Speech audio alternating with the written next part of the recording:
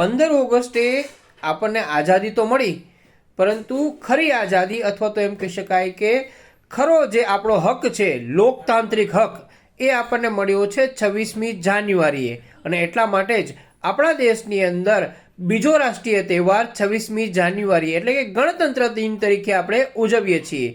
આજના દિવસનું મહત્વ એટલા માટે છે કારણ કે આપણે આપણા પ્રતિનિધિને ચૂંટીને આપણા પ્રતિનિધિ તરીકે તેને વિધાનસભામાં અને સંસદમાં મોકલીએ છીએ. અને આ જ અધિકાર એ આપણો સૌથી મોટો અધિકાર છે. આપણે ગણતંત્ર દિવસના મહત્વને સમજવું જોઈએ, પ્રજાસત્તાક શક્તિઓને સમજવું જોઈએ અને ખરી રીતે આપણે આપણા પ્રતિનિધિને ચૂંટીને એક લોકશાહી દેશની અંદર એક સારી અને મજબૂત લોકશાહીનો પરિચય આપવો જોઈએ.